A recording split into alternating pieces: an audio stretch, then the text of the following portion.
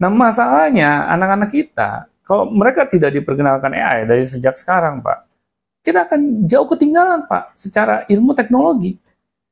Nah, kita akan menjadi bangsa yang selalu apa? Bangsa konsumtif, Pak. Ya, kita hanya sebagai penikmat saja, bukan orang-orang yang istilahnya memanfaatkan teknologi ini untuk kemajuan diri kita. Nah, ini Pak yang sangat saya khawatirkan. Sebenarnya untuk bahkan mengalahkan AI itu simple, Pak. Ya, kita sudah tahu nih AI ini sebagai alat bantu. Berarti jadikanlah fungsinya sebagai alat bantu saja. Nah, malah kita sebagai manusia, Pak, yang sudah dianugerahi oleh Tuhan, ya, bakat dan minat yang istilahnya kalau kita mau gali saja, Pak. Ya, hal-hal itu, Pak, yang bisa menggantikan ya kemampuan AI sebenarnya. Karena apa? Karena AI juga pasti punya keterbatasan, Pak. AI itu bukan istilahnya sesuatu yang di luar jangkauan kita, Pak. AI itu bukan malaikat, gitu. Tetapi bisa menggantikan kita kalau kita, Pak, tidak tahu di mana kelebihan diri kita, Pak. Kita nggak tahu potensi diri kita, yaitu berupa bakat minat kita. Nah, makanya kan kayak di sekolah kita saja, Pak, ya, kita sudah berulang kali misalnya mengingatkan anak-anak dengan melalui coaching gitu, Pak, ya, agar mereka mau sadar dengan mereka tuh sebenarnya masing-masing individu memiliki bakat dan minat yang pastinya berbeda satu dengan yang lain. Itulah yang merupakan keunikan kita. Nah, tetapi kalau kita tidak menggunakan, Pak, keunikan kita ini ya sebagai senjata ya untuk kehidupan kita kelak nanti ya, maka akan sulit, Pak, kita bisa bertanding dengan AI. Karena AI akan selalu mengalahkan kita. Karena kita nggak tahu, Pak, apa yang menjadi potensi diri kita sendiri. Makanya orang-orang yang nggak tahu potensi diri sejatinya, Pak, pastinya akan mudah digantikan oleh AI. Karena dia menjadi orang-orang yang mediocre, jadi orang-orang yang rata-rata. Kayak misalnya, mohon maaf, Pak, ya, saya bukan menjelekkan misalnya profesi buruh pabrik. Ya. Karena profesi buruh pabrik itu, Pak, itu kalau menurut saya itu adalah profesi yang mediocre, Pak, yang bisa digantikan oleh siapa saja, terutama AI. Robotnya. Ya, apalagi nanti ke depannya dunia robot itu akan semakin canggih, Pak. Ada yang namanya humanoid. Ya. Itu robot yang bisa berperilaku seperti manusia. Sekarang aja di Jepang udah ada robot yang jadi waitress atau bartender yang bikin minuman, bikin makanan itu pakai robot udah ada. Benar. Itu yang masih teknologinya ya biasa-biasa aja, Pak. Tapi ke depannya, Pak, malah saya lihat tuh waktu kemarin di sosial media, Pak, ini robot udah bisa menggantikan atlet UFC, Pak. Bertanding tapi sesama robot. Ya, ini udah kejadian, Pak. Bagaimana ke depannya coba? Nah, makanya kalau kita masih menjadi manusia yang mediocre, Pak, ya, yang rata-rata, itu sudah bisa dipastikan, Pak, mereka akan digantikan oleh para robot. Nah, tetapi kalau kita tahu kelebihan diri kita apa, dan kita mau mengasah, Pak, kelebihan diri kita itu, saya yakin, Pak, AI nggak akan bisa menggantikan kita. Karena manusia itu beda, Pak, dengan robot. Ya, robot kan nggak punya rasa emosional, ya, nggak punya rasa empati. Nah, hal inilah yang kelemahan-kelemahan inilah, Pak, yang bisa kita kalahkan. Jadi nggak semua profesi, Pak, bisa digantikan oleh AI maupun robot. Ya, AI pun pasti punya keterbatasan juga ya. Pasti, Pak. Kan itu ciptaan manusia.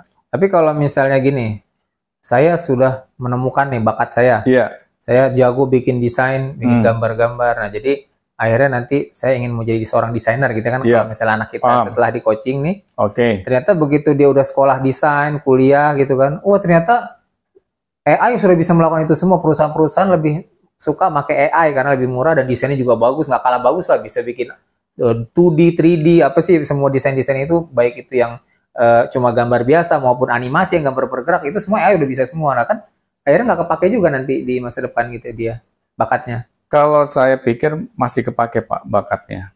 Karena anak-anak yang memiliki bakat misalnya di bidang seni, Pak, ya, mereka pasti punya keunikan, Pak.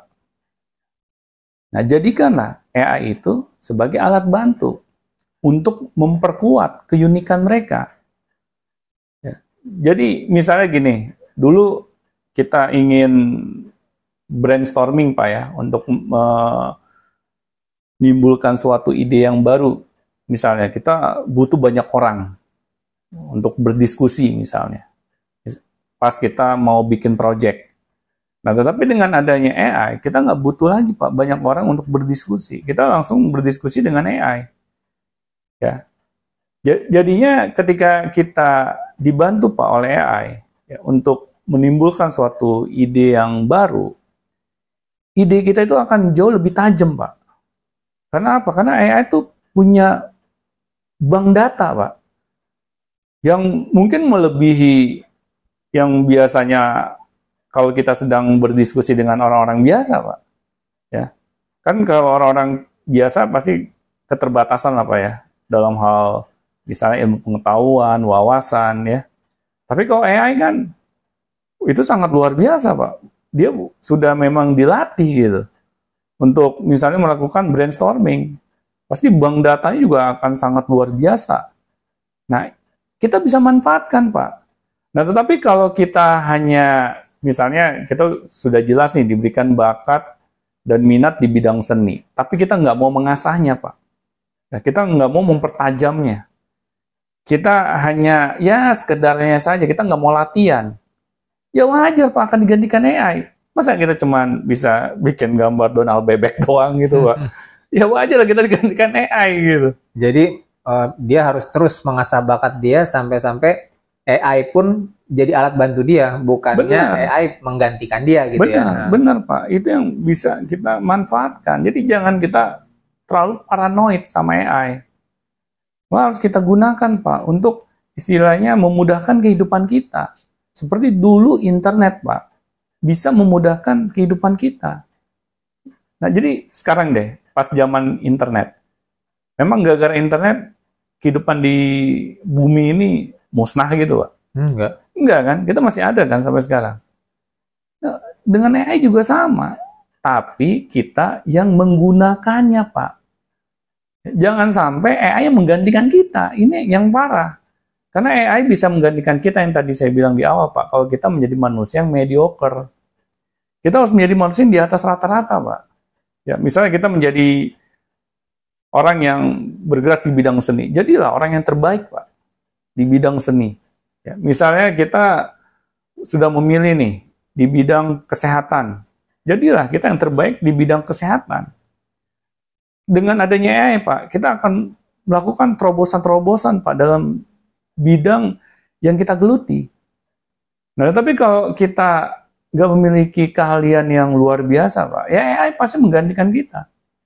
Makanya Pak, agar kita tidak tergantikan oleh AI, maka anak-anak kita Pak, sejak kecil itu sudah diajarkan Pak, cara menggunakan AI bagaimana. Sambil anak-anak kita ini mengasah potensi dirinya, yaitu berupa bakat minatnya. Ya, sejak kecil Pak, jangan nanti, misalnya setelah selesai di bangku sekolah, itu udah telat Pak. Karena AI itu akan semakin canggih. Nanti malah dianya ketinggalan juga. Benar Pak. Kalau kita nggak bisa menggunakan AI, kita yang akan dipekerjakan oleh AI Pak. Ya. Nah ini yang sangat saya khawatirkan Pak. Makanya di dunia pendidikan saat ini Pak ya, alhamdulillahnya di Fikar School kan kita fokus Pak untuk mengembangkan potensi setiap anak-anak didiknya. Mereka kita ciptakan ya untuk menjadi anak-anak yang di atas rata-rata Pak. Bukan anak-anak yang mediocre, anak-anak yang begitu-begitu saja. Ya. Nah, insya Allah Pak, kalau kita sudah mempersiapkan anak-anak kita sejak kecil, saya yakin Pak, mereka akan sulit dikalahkan oleh AI. Karena mereka tahu Pak, diri mereka itu sampai sejauh mana. Ya. Tetapi orang-orang yang nggak mengenal dirinya, ini yang bahaya Pak. Ya. Akhirnya sudah, dia di dalam otaknya dia, gue habis selesai dari bangku sekolah, gue harus kuliah, setelah kuliah gue nyari kerja, dan akhirnya kerjaan gue diganti AI Pak. Nah paling begitu Pak, kalau anak yang rata-rata. Nah, jadi cuman buang-buang energi, buang-buang waktu, dan buang-buang uang Pak. Kalau kita menjadi manusia mediocre. Jadi manusia-manusia mediocre itu manusia yang nggak punya tujuan hidup, Pak. Ya, karena dia nggak tahu kelebihan dirinya apa. Makanya wajar, Pak, kalau anak-anak ini ya akan sulit, Pak, ke depannya untuk bisa mengalahkan AI, Pak. Kira-kira ada lagi, Pak? Baik, waktunya, Pak. Waktunya, Pak, ya. Oke, Sobat Beyond Education, semoga dari apa yang kita paparkan dari awal hingga akhir, teman-teman semuanya bisa mendapatkan suatu insight ya. Karena apa? Karena jangan sampai dengan kehadiran AI ya di zaman kita saat ini, malahan kita jadikan hal itu untuk menakut-nakuti anak-anak kita. Kita jauhi AI ya di dalam kehidupan anak-anak kita. Kita bilang AI itu adalah musuh mereka. Ini kacau banget kalau sampai kita sebagai orang-orang dewasa di sekitar anak-anak kita, ya, memperlakukan anak-anak kita seperti itu.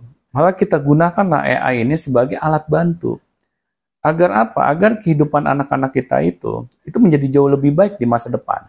Mungkin itu saja yang bisa kita bahas.